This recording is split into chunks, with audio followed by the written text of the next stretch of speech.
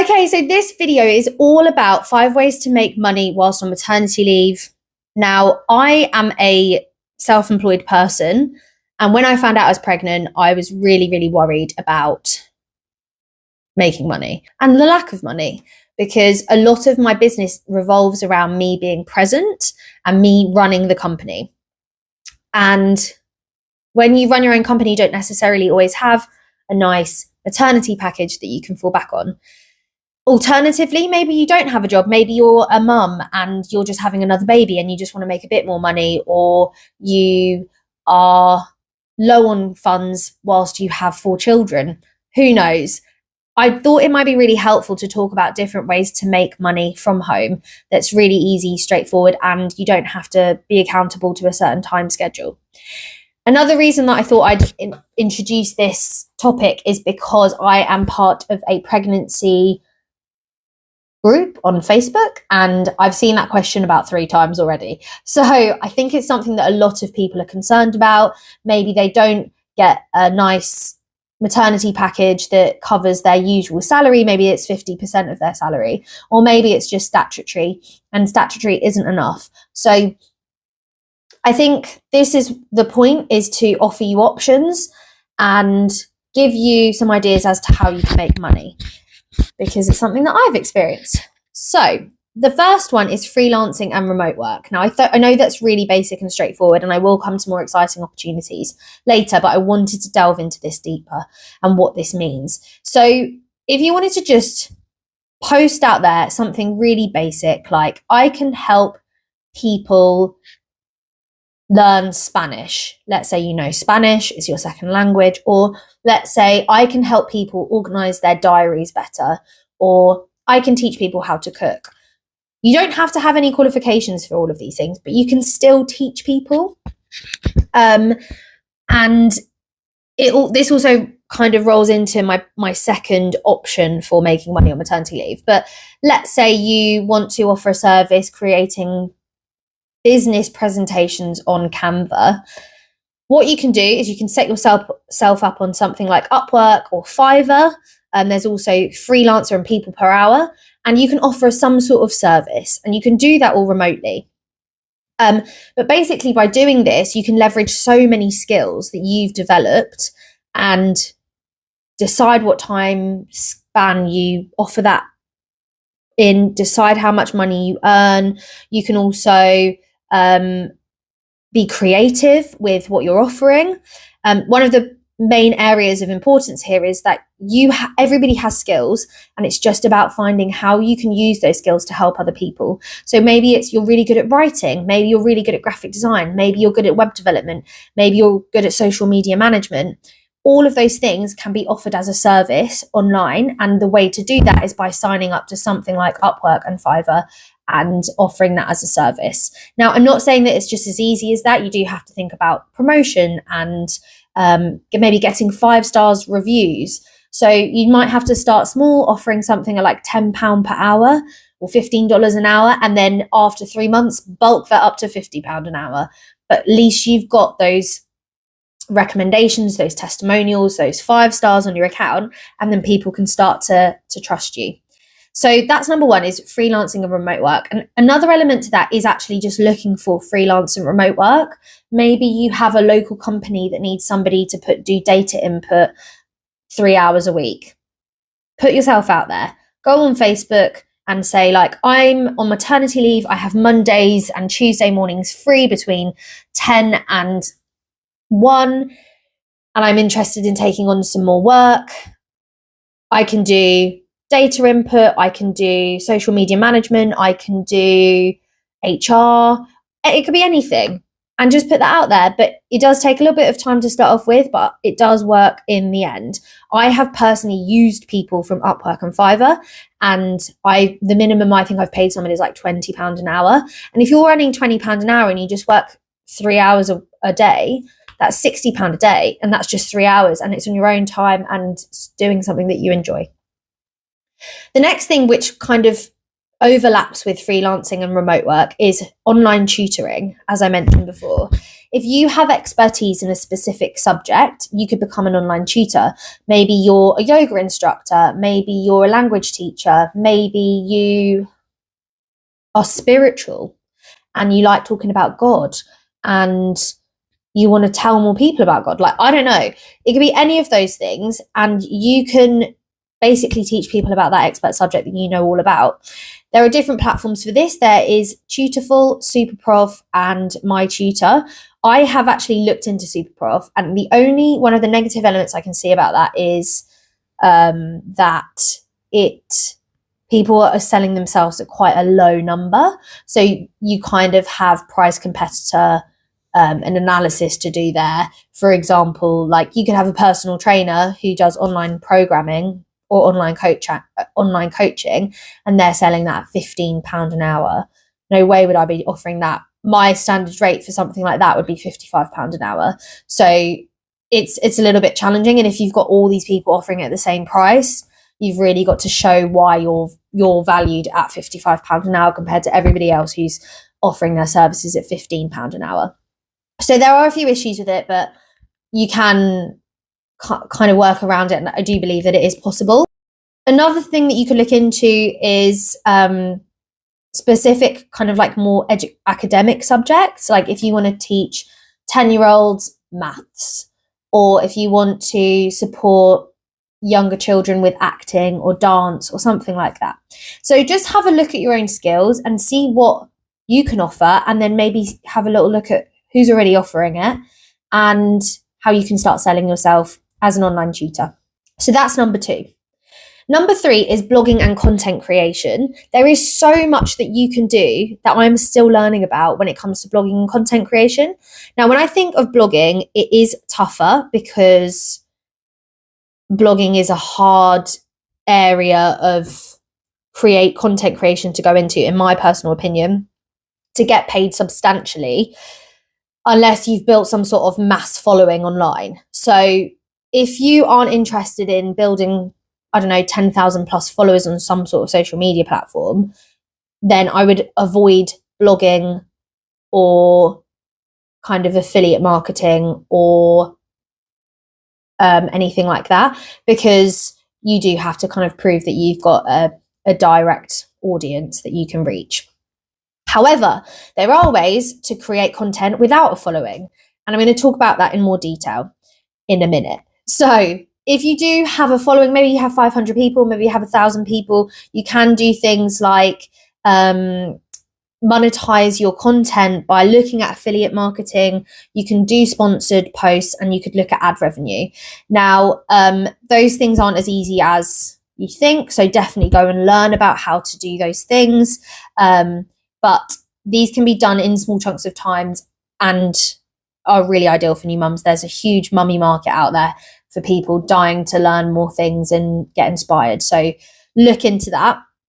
On the other side of not having a big following, you can do things like user-generated content, where you work for companies that basically match you to brands, and they need you to create raw footage of you holding up some products or something like that. So that's something that I currently do. I've currently only had 3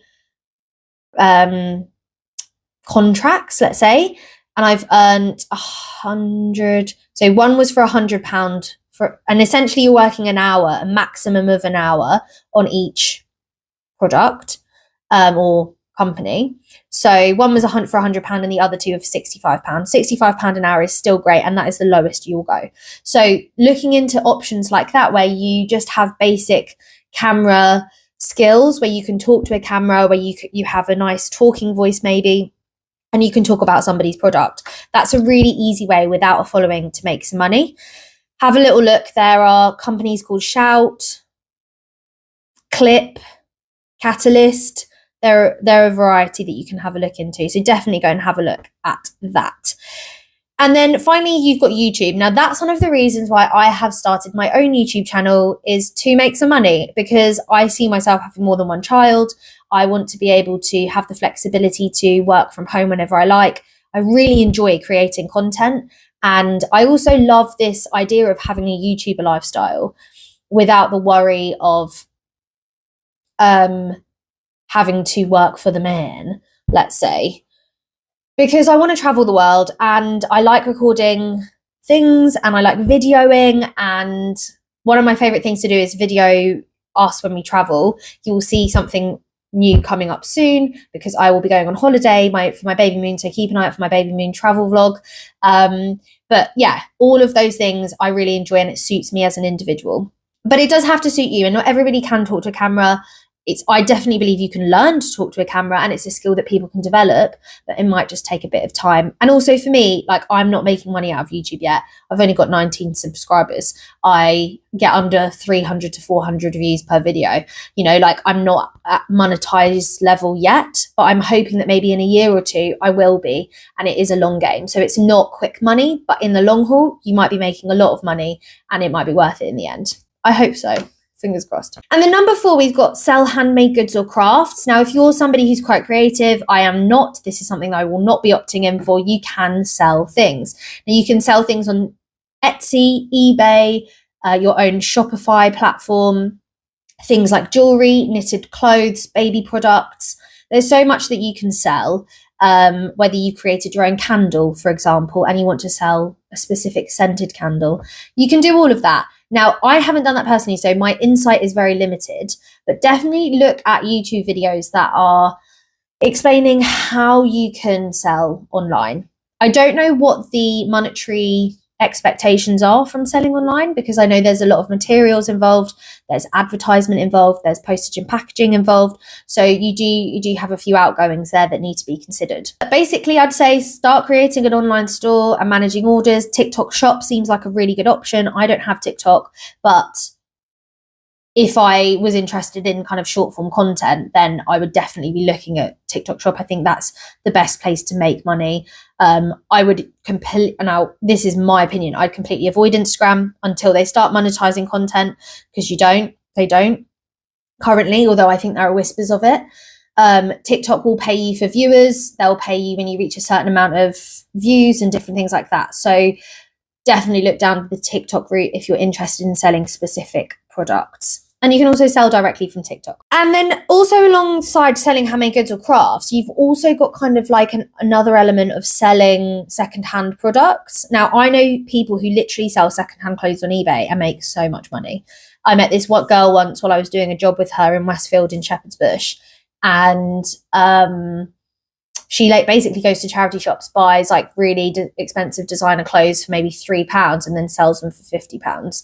Now, it's a long game. You also have to have the storage space in your house, and you have to be on top of where your items of clothing are, which is something that I find quite tricky. But you can make, let's say, £1,000 per month just by selling maybe handbags or designer shoes that you find in charity shops, boot sales, different things like that. So if you like that, then definitely look down that route. You've also got Vinted. So I've made about £80 to £100 this month on Vinted, just selling secondhand clothes and shoes. I don't actually use that money for myself. Like, I don't take the money out of Vinted. I usually leave it in there and just buy other things from Vinted. Although this month's a bit different. I've just bought £100 trainers from eBay.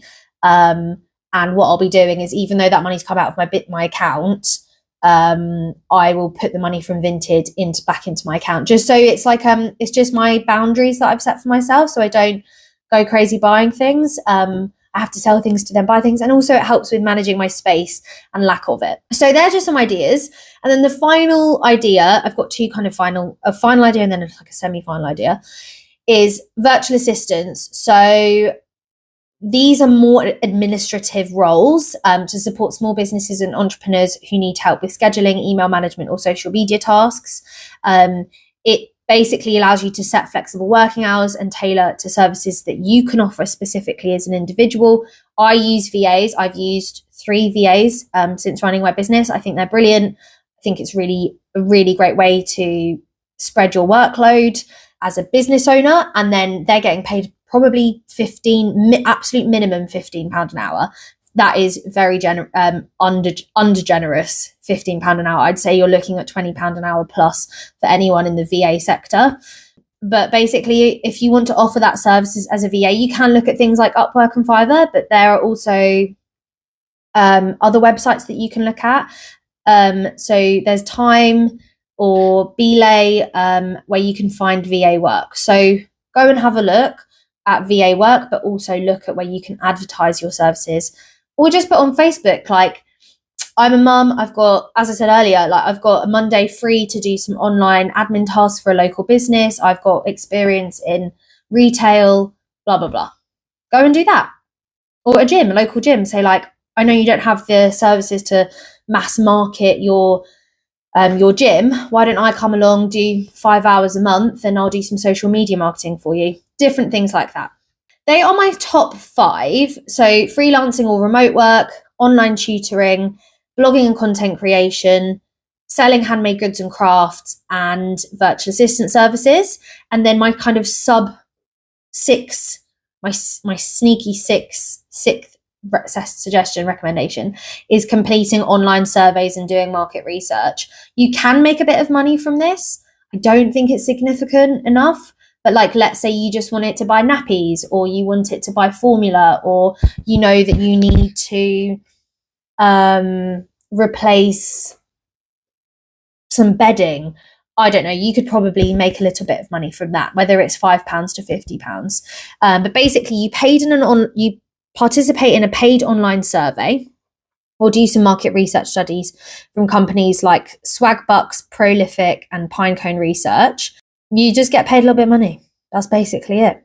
So it can be done really quickly. It can be done in your own time, and it doesn't really require much knowledge. It's literally just your opinions and surveys. So they are my ideas for flexible working in maternity leave, or whilst you're having children, or whatever the situation is, really. But they're really good ideas just to make a little bit of extra income. They're not going to be life-changing necessarily, but they do bring in some money, and that could be maybe £500 a month, and that could go towards petrol, or it could go towards various food shops, and that does add up.